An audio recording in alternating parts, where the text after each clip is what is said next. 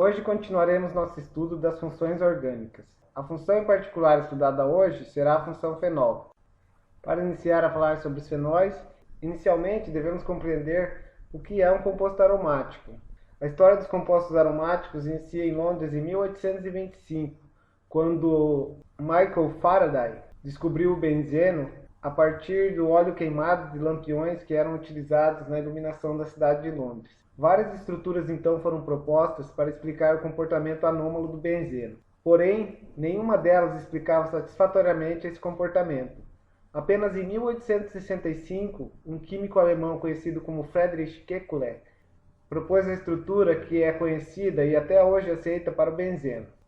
Na estrutura proposta por Kekulé, os elétrons π estariam deslocalizados em orbitais p não hibridizados, causando com isso uma nuvem eletrônica única acima e abaixo do anel, onde cada orbital p não hibridizado poderia sobrepor-se a qualquer um dos dois orbitais p não hibridizados vizinhos a ele, formando com isso as ligações π.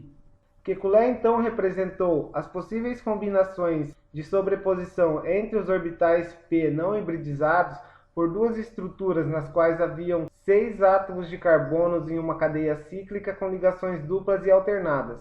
Mas a estrutura resultante dessas duas estruturas ressonantes não seria nenhuma e nem a outra, e sim um híbrido entre elas, já que ao se fazer a medida entre os átomos de carbono, notava-se que o comprimento das ligações não se tratava nem de uma ligação tão longa quanto uma ligação simples, nem de um comprimento de ligação tão curto quanto de uma ligação dupla. Os fenóis são um grupo de compostos aromáticos na qual um grupo hidroxila está ligado diretamente a um carbono de um anel aromático. Aquecendo-se o carvão betuminoso a 1000 graus, na ausência de oxigênio, obtém-se um produto de sua degradação conhecido como alcatrão de Hulha. A destilação do alcatrão de Hulha produz 5 compostos aromáticos, dentre os principais o benzeno, o naftaleno e o antraceno.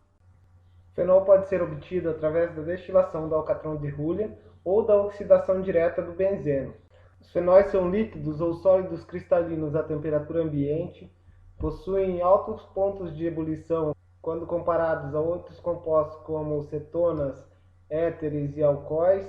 O fenol também é cerca de 1 milhão de vezes mais ácido que o álcool e por isso ele reage com a soda cáustica, formando o fenóxido de sódio. Forma interações moleculares do tipo forças de hidrogênio, fato que explica em parte o seu alto ponto de ebulição com relação a outros hidrocarbonetos aromáticos. São utilizados principalmente na produção de plásticos, pigmentos, pesticidas, drogas como a aspirina, na produção de fenolftaleína e também numa forma comercial utilizada para desinfecção de ambientes destinados a animais, conhecida como creolina. Ocorrem naturalmente em frutas vermelhas como morangos, framboesas, romãs e uvas de pele escura. Também são sintetizados pelo corpo humano e estão presentes na dopamina, na epinefrina e no estrógeno. A nomenclatura se dá de maneira análoga aos alcoóis, adicionando-se a terminação -ol ao nome do hidrocarboneto correspondente. Para os compostos derivados do benzeno, utilizaremos a terminação fenol ao invés de benzenol. Porém, quando houver mais de uma hidroxila ligada ao anel benzênico, utilizaremos a terminação benzeno-diol, benzeno-triol ao invés da terminação fenol. A nomenclatura do naftaleno também é diferenciada daquela do benzeno, sendo que a contagem deve ser feita partindo do carbono mais próximo à conjugação dos anéis. Nesse caso, temos a hidroxila ligada ao carbono número 2 e, portanto, o nome do composto é naftalen 2-ol. No próximo composto, temos duas hidroxilas ligadas a um anel benzênico, com um radical metil. Portanto, a numeração deve ser feita de modo a obter-se os menores números entre os grupos principais, que nesse caso são as duas hidroxilas. Começando por esse grupo hidroxila, temos 1, 2, 3. Portanto, o nome do composto é 4-metil, benzeno, 1,3-diol. Aqui temos um grupo hidroxila ligado diretamente ao anel benzênico, portanto a terminação será fenol. 3 metilfenol. E aqui temos um grupo cloro ligado também ao anel benzênico. A única diferença é que o grupo substituinte é um cloro, ao invés de um radical metila. 2-clorofenol. Não esquecer a nomenclatura do naftaleno, onde se inicia a contagem pelo carbono mais próximo à conjugação dos anéis. Aqui temos o naftalen 2-ol. Aqui temos o naftalen 1,2-diol. E aqui temos o naftalen 1,8-diol. A nomenclatura do antraceno também é um pouco diferenciada. Você inicia pelo carbono mais próximo à conjugação do anel, saltando o anel central, ou seja, 1, 2.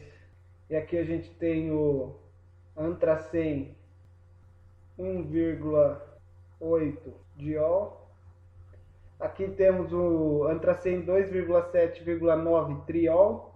A gente tem que desenhar ele. Começando por aqui.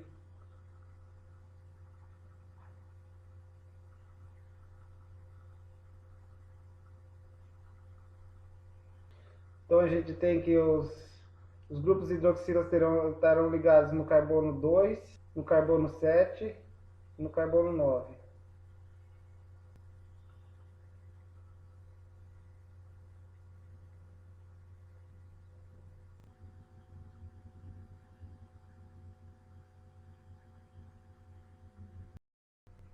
Aqui temos alguns casos nos quais há grupos hidroxila ligados diretamente a cadeias cíclicas com 6 carbonos, mas em nenhum dos casos o composto resultante se trata de um fenol.